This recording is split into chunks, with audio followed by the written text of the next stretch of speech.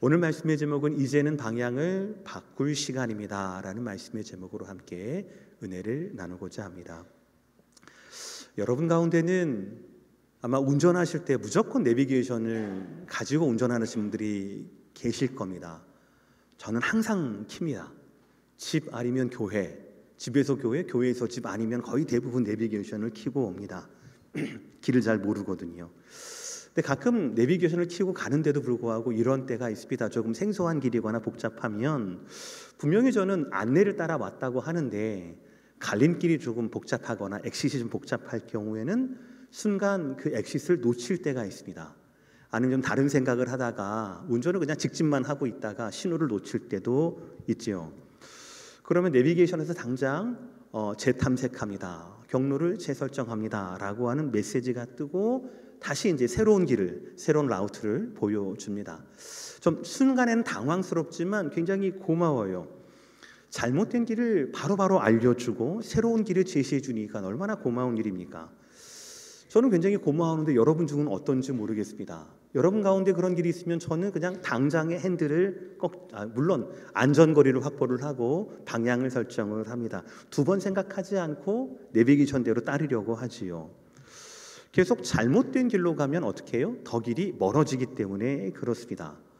그때 누구도 아니 지금 내가 운전을 하고 있는데 기계 따위가 나한테 잘못됐다고 말한다고? 이 고얀 것. 이렇게 얘기하지 않습니다. 왜 이제 나한테 말하는 거야? 내가 여태까지 얼마나 수고했는데 뭐 이렇게 말하는 사람은 없지요. 오히려 내비게이션이 그 재설정을 해주면 리칼큘레이팅을 해주면 고마운 거죠. 왜냐하면 그 실수의 시간을 좁혔기 때문에 되도록 빨리 목적지에 도착할 수 있기 때문에 그렇습니다. 우리의 인생도 마찬가지라고 생각을 합니다. 우리의 인생에는 정해진 목적지가 있어요. 가야 하는 라웃이 굉장히 다양합니다. 이렇게도 갈 수 있고 저렇게도 갈 수 있지요. 우리는 지난주 사도 바울 선생님과 브리스길라와 아굴라 부부를 통하여서 신앙인의 그리스도인의 정체성을 묵상했습니다. 현대인들은 늘 자신의 직업, 직책, 소유 이런 것들이 자기의 정체성을 부여합니다. 그러니 늘 불안할 수밖에 없지요. 끊임없이 그것을 이루어야 하고 이뤄낸다 하면 지켜야 하기 때문에 그렇습니다. 이루기까지는 긴장이 있지요. 최선과 최고를 향해 가야 하니까요. 이루고 난 다음에는 빼앗길까 봐 늘 불안할 수밖에 없습니다.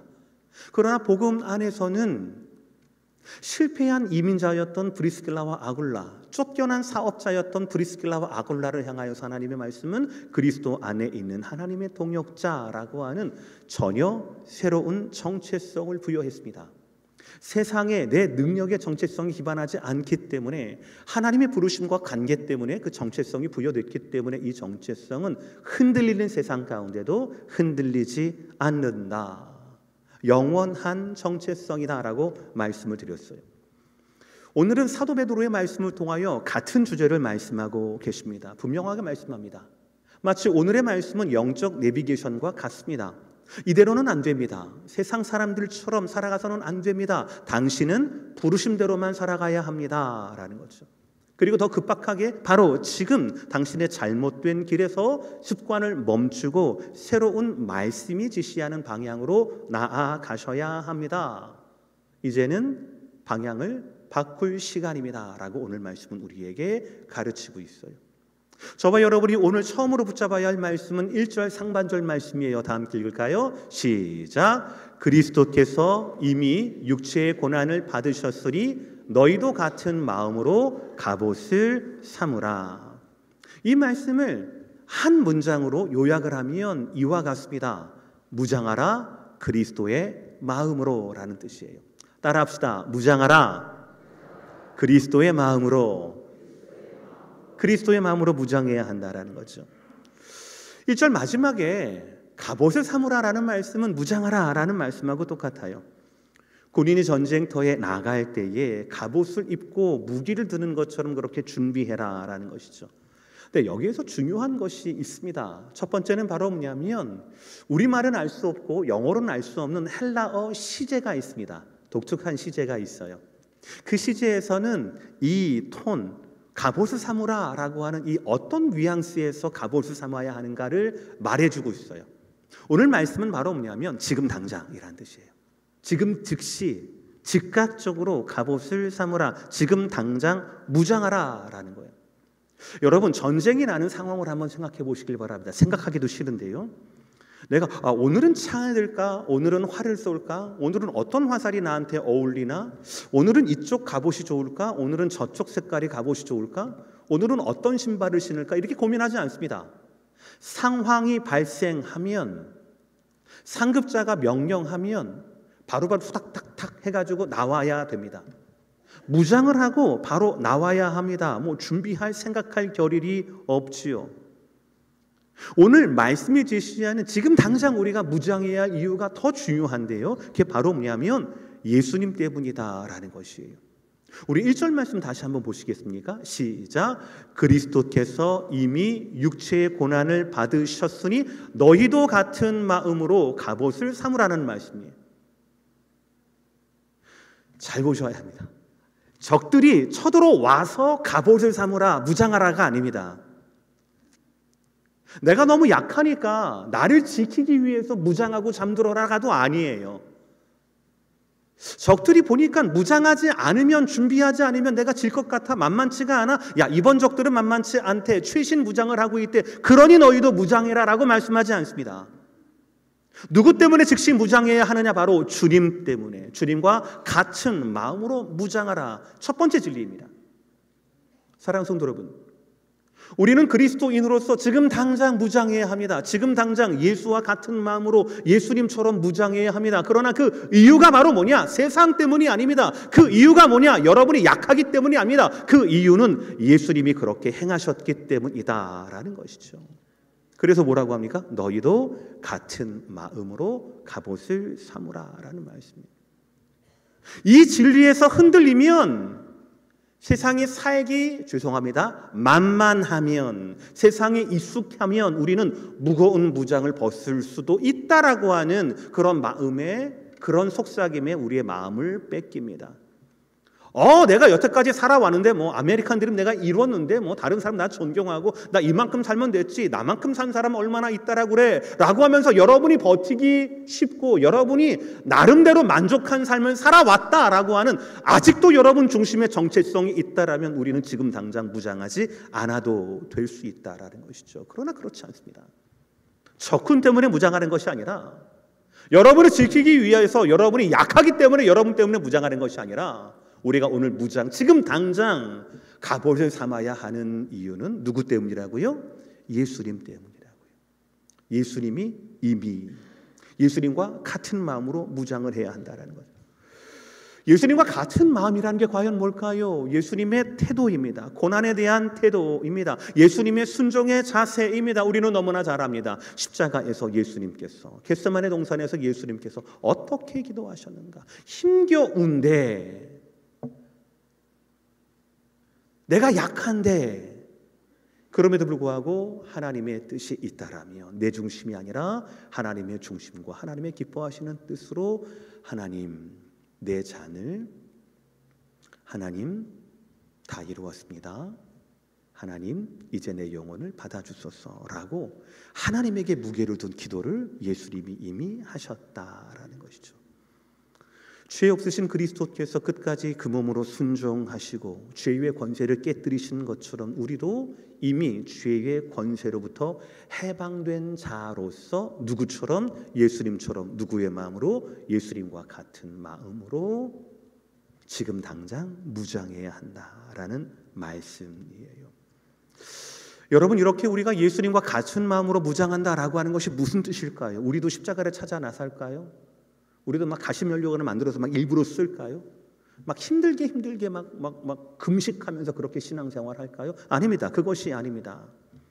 오늘 말씀은 세 가지 적용점을 제가 말씀드리고 싶어요. 첫 번째는 바로 뭐냐면, 무엇보다도 예배 시간을 소중히 여기셔야 합니다.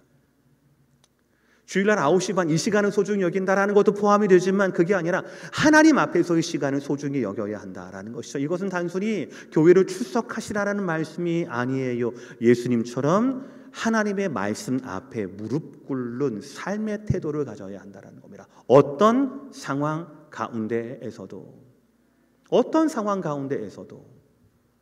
어떤 고난 가운데 어떤 사람들 앞에서 우리는 하나님의 말씀 앞에 순종하는 하나님과의 시간을 우선순위에 둔다라는 것이죠.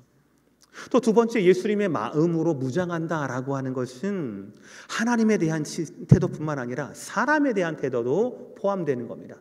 바로 뭐냐면 용서를 미루지 않는 것이에요. 용서를 미루지 않는 것입니다. 여러분은 복음으로 말미암아 믿음으로 말미암아 그리스도인이 되었습니다. 그렇다면 여러분 안에는 성령께서 계십니다. 믿으시면 아멘 하시길 바랍니다. 그런데 성령께서 계심에도 불구하고 우리 안에 미움이 있습니까? 없습니까? 원망이 있습니까? 없습니까? 불편한 분이 계십니까? 안 계십니까? 얼굴 표정이 다 왜 그러세요? 하나님께서 말씀을 통하여서 비춰주십니다. 마치 떠오르게 하시는 겁니다. 내가 용서해야지라고 하는 것은 여러분의 의지가 아닙니다. 여러분의 양심 때문이 아니에요. 우리 안에 계신 성령님께서 내가 주님께 용서받은 것처럼 나도 용서할 사람이 누구인가 아는 거예요. 그런데 안 하는 겁니다. 용서해야 하는 것이 내 중심이 아니라 하나님 중심대로 살려면 용서해야 되는 것을 알면서도 안 하는 거예요. 왜? 아직까지 내 삶의 중심이 뭐니까요? 나니까요. 기분 나쁘거든요. 아니 목사님, 용서를 구하지 않는 사람에게 무슨 용서입니까? 그런 값싼 용서가 어디 있습니까? 버릇만 더 나빠져요. 아니요. 하나님이 원하시면 그렇게 하셔야죠. 주님이 그러셨잖아요. 저들은 저들의 죄를 알지 못합니다 라고 말씀하지 않으셨습니까? 저들의 죄를 저들에게 돌리지 말아 달라라고 하는 것이 극한 상황에서 예수님의 기도였거든요. 그 예수님과 같은 마음으로 무장해야 한다니까요. 오늘 말씀은 언제요? 내일 좀 마음에 넉넉함이 생기면 아니요, 지금 당장 그렇게 해야 한다라는 것이죠. 사랑하는 성도 여러분, 그리스도를 따르는 영성의 발걸음을 여러분 괜히 하나님께만 두지 마시길 바랍니다. 첫 번째는 뭐라고 했어요? 제가 그 적용점이 하나님과 함께하는 예배 시간을 소중히 여겨야 한다라고 말씀드렸습니다. 그게 오른발이라면 사람을 향한 우리의 태도는 왼발입니다.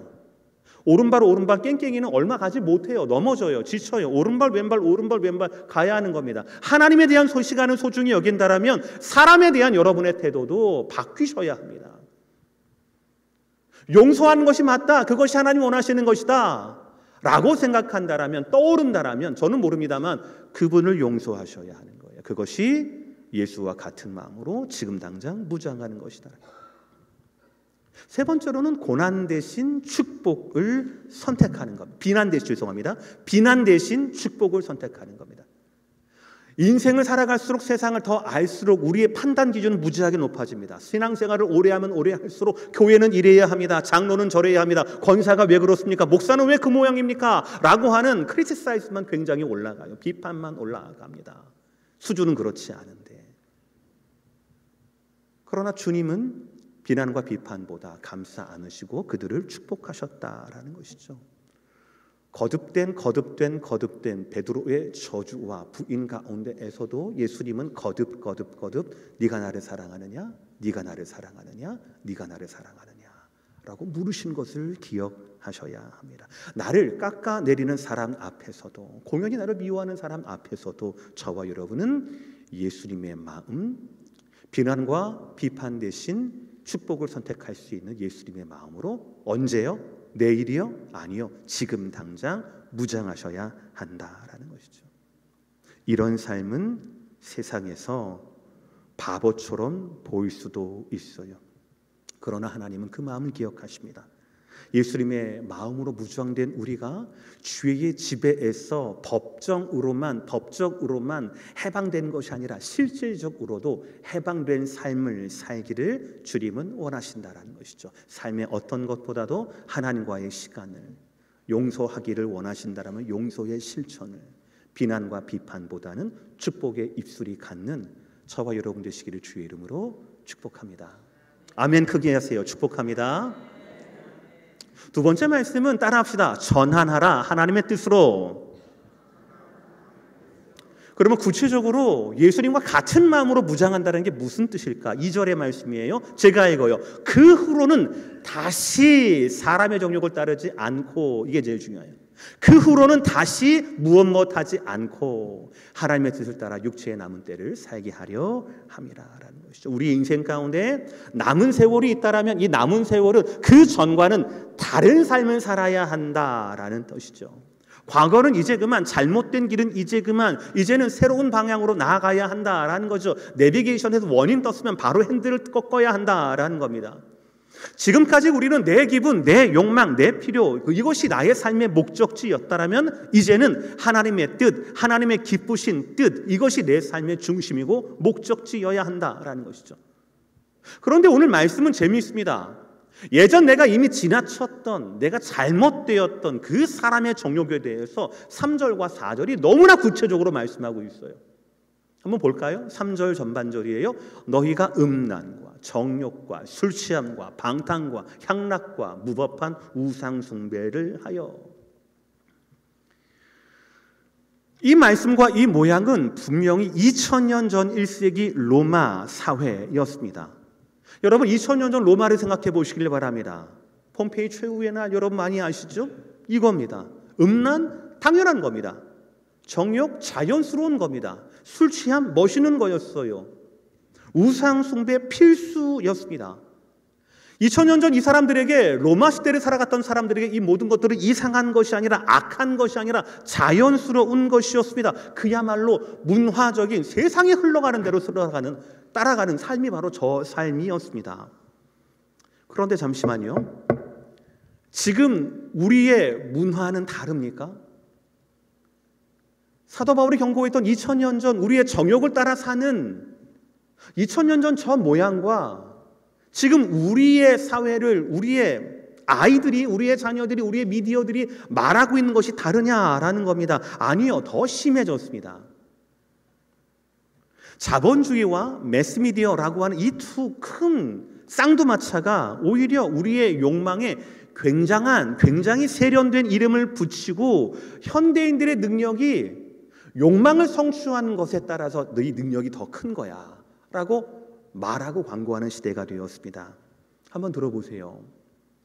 음란과 정욕. 2000년 전에는 그것을 음란과 정욕이라고 말했어요. 근데 지금 시대는 음란과 정욕을 뭐라고 부릅니까? 로맨스라고 부릅니다. 로맨스라고 불러요. 결혼의 울타리를 벗어난 관계, 그거를 진정한 사랑 찾기라고 포장을 합니다. 그래서 쾌락을 미화한 드라마나 불륜을 감동으로 그린 영화, 노래 이런 것들이 상을 받습니다.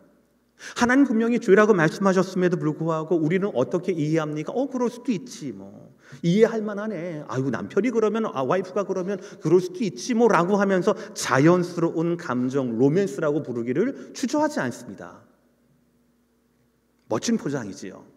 술 취하면 어떻습니까? 스트레스 해소라고 얘기를 합니다. 아유 한 잔쯤은 괜찮아. 아유 사람이 어떻게 이렇게 빡빡해, 이렇게 꽉 막혔어. 한두 잔하고 좀 풀어야지, 좀 느슨한 맛이 있어야지, 그래야 친해지는 것 않겠어? 한 잔하고 털어버리자. 왜 이 말이 저한테 자연스러운지 모르겠지만, 근데 문제는 이런 음주나 이런 것들이 풀리는 게 아니라 더 묶인다라는 겁니다. 술이나 게임이나 도박이나 마약이나 중독성을 가지고 있는 이 모든 것들은 도피를 위로로 착각하는 시대로 우리를 인도한다라는 것이죠. 벗어나면 우리가 잊는다라고 생각을 해요. 아니요, 다시 돌아와야 되잖아요. 그러면 더 꼬이게 되는 겁니다. 방탕을 뭐라고 할까요? 요즘 말로 자유라고 부릅니다. 내 인생은 나의 것, 누가 나를 간섭해? 라고 하면서 점점 절제, 책임 이런 것들을 구속이라고 생각을 합니다. 심지어는 가족까지도요. 그래서 누구도 책임지려 하지 않습니다. 그런 걸 하지 않으려고 해요. 고대 로마 시대에 바로 이 방탕이라는 단어는 밤마다 술과 성적 타락으로 얼룩진 거리의 퍼레이드를 말하는 뜻이었대요. 바쿠스라고 하는 술의 신을 찬양하는 굉장히 우상을 숭배하는 제기적인 축제였다라고 합니다. 다시 말한다고 하면 이 방탕이라고 하는 것은 통되지 않는 본능의 해방, 쾌락을 신처럼 여기던 시대의 문화를 나타나는 겁니다. 요즘은 향락을 뭐라고 얘기합니까? 혹시 들어보셨습니까? 힐링이라고요. 예전에 한국에서 많이 유행을 했죠. 고대 로마 사회에도 이런 향락들이 있었어요. 먹고 마시고 웃고 떠드는 자리였습니다. 그러나 그 자리에는 절제도 없고 감사도 없고 무엇보다도 하나님이 없어요. 조금 더 즐기자. 지금 아니면 언제 놀겠냐. 노세 젊으세 노세. 이런 것들이 가득했던, 지배하던 문화였습니다. 여러분, 우리가 요즘에 도피처럼 삼으려고 하는 힐링 문화가 여기에서 과연 다르다가 많이 벗어났다고 생각할 수 있겠습니까? 겉으로는 건강한 쉼이 필요하죠. 물론 필요합니다. 워낙에 소비주의 시대잖아요. 소비가 내 물질만 소비하는 게 아니라 내 감정도 지금 소비가 되거든요. 심지어는 가족을 떠나서 나만의 시간이 필요한 것도 이해는 할 수가 있을 것 같아요. 그러나 문제는 바로 뭐냐면 그 힐링의 중심에, 그 쉼의 중심에 하나님이 없고 내가 있다라는 거예요. 들어보셨습니까? 내가 힘들었으니 지금 나는 이제부터 나를 위한 위로의 시간이 필요해. 내가 1년 동안 고생했으니까 이 명품을 통해서 내가 나를 보상해 줘야지, 나를 위로해 줘야지. 이런 맛 없으면 내가 어떻게 살아? 어떻게 직장 생활해? 라고 말하는 게 너무나 평범합니다. 너무나 가득해요. 피곤할수록 곤고할수록 창조주이신 하나님께 나아가기보다는 세상에서 줄 수 있는 명품의 그 캐치프레이즈가 줄 수 있는 그 쾌락을 향해 달려갑니다. 그래서 어떻게 합니까? 예배 대신에 쇼핑을 합니다. 기도의 깊은 자리에 나가기보다는 넷플릭스의 그 감각적인 그거에 의지를 합니다. 성도와의 교제를 통하여서 깊은 슬픔에 있는 성도를 위로하고 기쁨에 있는 성도들을 같이 즐거워하는 그 교제 대신에 나 말고 다른 사람을 위해서 내 시간을 사용하는 그 깊은 기쁨을 얻는 대신에 혼자만의 즐거움에 몰두하게 되는 것이지요. 그러나 이러한 나 중심의 힐링이 익숙하게 될 때 자연스럽게 예배의 자리도 빼앗기게 되는 것이에요. 하나님을 내 중심에 놓아야 하는데 그게 이상하거든요. 불편하거든요. 하나님께 향하여야 할 위로의 통로가 자기 중심적 만족의 도구로만 그쳐지게 되는 겁니다. 그래서 하나님의 말씀은 이러한 삶을 향락이라고 부르는 겁니다. 여러분, 진짜 힐링은 내가 나를 위로하는 게 아니에요. 진짜 힐링은 나를 지으신 하나님, 나를 아시는 하나님 앞에 내 삶의 회복과 내 삶이 안식을 맡기는 겁니다. 여러분, 이제는 방향을 바꿔야 합니다. 제가 여러 가지를 말씀드렸는데 거기에서 조금 더 내가 고칠 수 있는 부분만 좀 덜 나쁘게 살자라는 말씀이 아니에요. 그 말씀은 오해하는 겁니다. 우리가 무장해야 할 이유가 세상 때문이 아니고 내가 약해서 때문이 아니라 예수님 때문이라는 그 첫 번째 주제를 여러분 꼭 기억하셔야 합니다. 우리가 방향을 바꿔야 할 이유는, 방향을 바꿔야 할 기준은 바로 뭐냐면, 오케이, 내가 할 수 있는 건 얘가 좀 줄일게요. 휴가를 좀 줄일게요. 명품 안 살게요. 이게 아니라 중심을 바꾸는 거예요. 주인을 바꾸는 겁니다. 내 중심의 가치관에서 하나님 중심의 가치관으로 바뀌는 거예요. 누구처럼 그래서 예수의 마음으로 무장을 하는 겁니다. 그것이 오늘의 말씀. 잘못된 길을 향해 가고 있는 우리에게 당장 무장해라 라고 하는 오늘 말씀이 바로 이 뜻이라는 거예요. 그러니 사랑하는 성도 여러분, 그래, 이거 해야지 저거 해야지, 아니에요. 통째로 바꿔야 합니다. 그렇지 않으면 우리는 또다시 세상 때문에 움츠러들게 되어 있어요. 여러분, 우리 오늘 지금까지 두 가지를 배웠습니다. 그리스도의 마음으로 무장해야 한다. 하나님의 뜻으로 전환해야 하는구나 라는 것을 우리는 배웠습니다. 자, 그러면 세상은 자기들과 똑같은 길을 가다가 그리스도의 마음으로 하나님 뜻으로 이렇게 가야 되는구나 라고 하는 우리를 보고 뭐라고 얘기할까요? 야, 너는 그 좁은 길을 가는구나. 참 대단하다. 너는 참 거룩한 길을 가는구나. 참 대단하다. 박수 쳐줄게. 우리는 할 수 없지만 너 박수 쳐줄게. 그렇게 하면서 우리를 인정합니까? 우리에게 박수를 쳐줍니까? 그렇지 않습니다. 오늘 4절의 말씀, 이러므로 시작. 이러므로 너희가 그들과 함께 그런 극한 방탕에 다름질하지 아니하는 것을 그들이 어떻게 여긴다고요? 이상히 여겨서 비방한다라는 거예요. 여기서 이상히 여긴다는 건 바로 뭐냐면 낯설어 한다라는 겁니다. 당황한다라는 겁니다. 이해하지 못한다라는 겁니다. 이해만 못할 뿐 아니라 손가락질하고 비방한다라는 거예요. 그러므로 사랑하는 성도 여러분, 오늘 우리가 그리스도와 같은 마음으로 무장해야 한다라면, 우리가 하나님의 뜻으로 전환해야 한다라면 기억하셔야 합니다. 기억하셔야 합니다. 뭘요? 심판하시는 하나님을요. 우리는 하나님의 심판의 하나님을 기억해야 합니다. 세상이 왜 우리를 이해하지 못하고 이상히 여기며 비방할까요? 이유는 간단합니다. 우리의 모습이 그들의 거울이 되기 때문에 그렇습니다. 우리의 변화된 삶이 그들의 악한 삶을 비추기 때문에 그렇습니다. 다 같이 어둠을 향해 다름질할 땐 괜찮았어요. 다 같이 타협할 때는 괜찮았습니다. 그러나 누군가 우리 중에, 술자리에 있던 누군가 우리 중에 교회를 처음 다니기 시작하더니 하나님에 대해서 그 인생이 진지해지기 시작하는 거예요. 그러면 그 사람이 우리 무리 중에 있으면 우리가 부끄러운 겁니다. 이상해지는 겁니다. 왜요? 그 사람 때문에 내 인생의 목적지가 드러나게 되는 거거든요. 한번 생각해 보세요. 회사에서 일을 합니다. 스몰 비즈니스니까 너도 알고 나도 알고 다 아는 거죠. 그런데 보통은 이중장부를 하는 것이 보통이에요. 예를 들어 그런다고 칩시다. 그런데 어떤 사람이 교회를 다니더니 하나님에 대해서, 삶에 대해서 정직해지고 신실해지더니 자기는 정직하게 보고서를 쓰는 거예요. 이중장부를 기록하지 않는 겁니다. 그러면 그 사람은 어때요? 미움을 받습니다. 자연스럽게 모이기만 하면 다른 사람, 없는 사람 뒷담화를 하는 그런 모임이 있다라고 칩시다. 그런데 어떤 사람이 교회를 다니기 시작하더니 그런 말에 일절 말하지 않는 거예요. 참견하지 않는 겁니다. 게다가 그 표정이 굉장히 불편해 보이는 겁니다. 그러면 어떻겠습니까? 이 사람이 다음에 안주거리가 되는 겁니다. 이게 당연한 거예요. 복음을 따르는 삶은 세상 가운데 소금과 빛으로 필요한 사람이 되기 전에 세상에서 불편한 사람이 되는 것이 먼저입니다. 저와 여러분은 세상에서 불편한 사람이 되어야 하는 것이에요. 왜 그렇습니까? 어둠에 익숙했던 사람, 어둠에 오랫동안 있었어. 이게 어둠인지 몰랐던 사람에게 빛을 비춰보세요. 그 사람들이 이야, 내가 그동안 어둠에 있었구나, 빛을 비춰서 너무너무 감사합니다라고 말합니까? 아니요. 눈부셔, 뭐야, 불편해, 뭐야, 당장 꺼 라고 반응하는 게 당연하지 않겠습니까? 어둠에 있지만 빛을 싫어하는 것이 바로 그들의 모습이다라는 것이죠. 그러나 그러한 시대에, 그러한 세상 사람들의 반응 가운데 우리는 위축되지 말아야 한다라는 것이 오늘의 말씀이에요.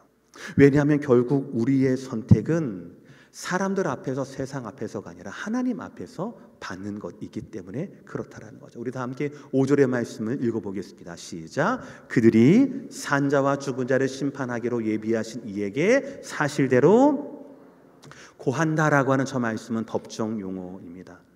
책임을 묻고 진술하게 하고 심판을 받게 된다는 거짓 증언할 수가 없다라는 거죠. 저 사람은 우리와 함께 멸망의 길로 다녔는데 어느 날부터 저 사람은 생명의 길로 가더이다 라고 말하면서 하나님 앞에서 죽은 자를 심판하기로 예비하신 이에게, 재림지로 오신 예수 그리스도에게 이 사람들이 위증하지 않고 사실대로 말하게 될 것이다 라는 거예요. 그날이 반드시 온다라는 사실이지요.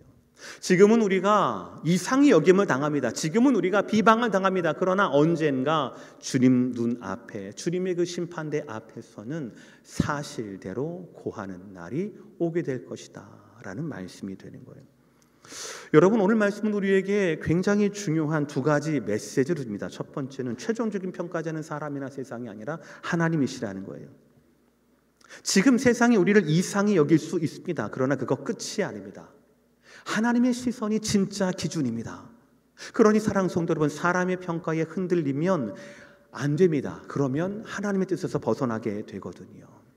그러니 우리는 지금도 내일도 하나님의 시선을 의식하며 살아야 한다라는 거죠. 그리고 두 번째, 지금 우리를 비방하는 그 사람들도 결국 하나님의 심판대 앞에 서게 될 것이다 라는 것이죠. 우리가 겪었던 조롱과 비난이 결코 헛되지 않을 겁니다. 오히려 하나님께서는 우리를 향한, 야, 너 왜 그래? 라고 하는 그 손짓을 통하여서 손짓하는 이 사람도 구원하실 수가 있거든요. 실제로 초대교회 가운데 바울을 비롯한 수많은 핍박자들이 복음을 증거하는 사람들로 변하게 되었다라는 것을 우리는 알고 있습니다. 여러분, 예수님도 비난을 당했습니다. 사도들도 조롱을 받았습니다.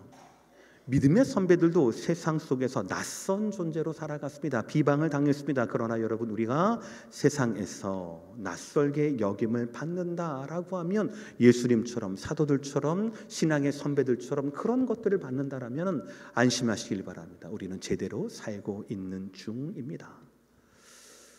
오늘 말씀을 맺겠습니다. 하나님께서 오늘 말씀을 통하여서 우리에게 물으십니다. 자, 그럼 이제 너는 무엇을 바꾸겠느냐? 이제 너는 무엇을 바꾸겠느냐? 그렇구나. 마음이 뜨거워지는 것으로 끝나지 마십시오. 하나님의 말씀은 반드시 행동으로 옮겨져야 합니다. 그러면 구체적으로 이 말씀이 우리에게 원하시는 삶의 변화, 그 무엇이겠습니까? 두 가지를 정리해 드리겠습니다. 첫 번째는 여러분의 시간표입니다.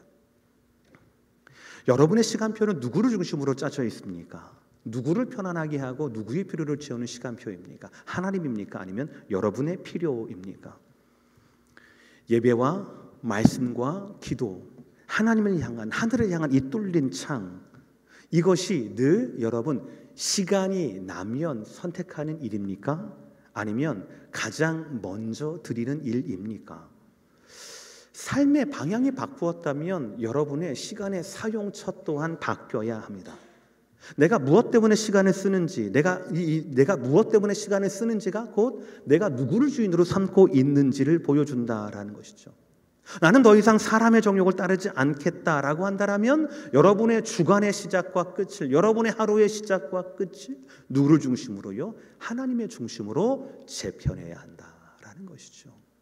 사랑하는 성도 여러분, 여러분의 스케줄 가운데 약속 시간, 무언 시간, 병원 가는 시간, 이런 모든 시간뿐 아니라 하나님을 향한 시간으로 시작하시고 마치게 되기를 주의 이름으로 축복합니다. 첫 번째는 시간표였고요. 두 번째는 관계입니다. 우리의 삶은 달라져야 합니다. 하나님에 대해서도 달라져야 하지만 사람들에 대해서도 달라져야 합니다. 아까 전에도 용서를 미루지 말라라고 말씀드렸습니다. 똑같은 말씀이에요. 오늘 말씀 가운데 하나님의 떠오르게 하시는 사람이 있다라면 그분은 여러분 용서하셔야 합니다. 그분과의 갈등을 해결하셔야 합니다. 용서를 주저하고 있다라면 혹은 복음 전하기를 주저하고 있다라면 그것이 몇 년, 몇십 년 되었든 상관없이 말씀을 통하여 나에게 주시는 영적 부담이 있다라면 그리고 여러분들이 삶의 방향을 바꾸기로 원하신다라면 하나님이 떠오르게 하시고 기억하게 하시는 그분을 위하여서 용서와 그분을 위하여서 복음을 전하는 것에 머뭇거림이 있어서는 안 될 겁니다. 여러분 모두에게 특별히 권면합니다. 하나님께서 너에게 떠오르게 하시는 부담되게 하시는 그 이름이 있다라면 그분을 VIP 이름에 넣으십시오. 내 인생의 방향을 바꿔야 할 중요한 이때 하나님이 생각나게 하시는 사람이 있다라면 그 사람 생각하는 것만으로 불편하고 그 사람 연락해서 내게 이익될 게 없다 하더라도 우리는 그 사람을 위해서 기도해야 할 몫이 있다라는 거예요. 그 사람을 위해서 기도해야 할 몫이 있다라는 거예요. 내가 하나님 아버지의 사랑과 예수 그리스도의 그 헌신과 성령 하나님의 교통과 성실하심을 내가 믿고 경험하고 있다라면 여러분 마음 가운데 떠오르게 하는 여러분의 마음을 불편하게 하는 그 사람은 하나님의 나의 영적 VIP로 삼고 그분에게도 성부 하나님의 계획이 그분에게도 성자 하나님의 복음이 그분에게도 성령 하나님의 은혜와 능력이 임하게 되기를 주님 내가 중보합니다 라고 여러분 기도할 줄 알으셔야 합니다. 이 세상 가운데는 그 사람을 위해서 누군가 그 사람을 대신해서 그 사람의 영혼을 위해 기도해야 할 한 사람쯤은 있어야 되지 않겠습니까? 사랑하는 성도 여러분, 시간의 사용처에 대한 재설정과 관계에 대한 재설정, 그 방향을 바꾸셔야 합니다. 내일 아닙니다. 다음 주도 아니고요. 목사님 정리해서 제가 제목 정리해서 2026년 신년 기도 제목으로 정할게요. 내가 약속할게요. 아니요. 아닙니다. 오늘 4장 1절의 말씀처럼 어떻게 해요? 지금 당장이요. 갑옷을 삼으라. 누구의 마음으로? 예수 그리스도의 마음으로 갑옷을 삼으라라는 것이죠. 이 모든 것을 가능하게 하신 예수 그리스도를 생각하세요. 먼저 고난을 당하셨고 그 고난을 통하여 우리의 주의 권세를 끊어주셨습니다. 그러니 우리도 이제는 예전처럼 살아서는 안 됩니다. 결코 안 됩니다. 사랑하는 성도 여러분, 오늘이 그날입니다. 나의 중심에서 하나님 중심으로, 타협에서 거룩함으로, 피로와 중독에서 진정한 회복과 진정한 쉼으로 말뿐이 아니라 실제로 행함을 통하여서 이제는 우리가 삶의 방향을 바꿔야 할 때입니다.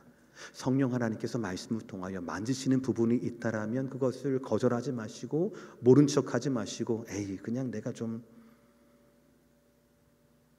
민감해서 그렇지라고 하지 마시고요. 치부하지 마시고 성령 하나님의 부르심으로 생각하시고 그 자리에서 순종하십시오.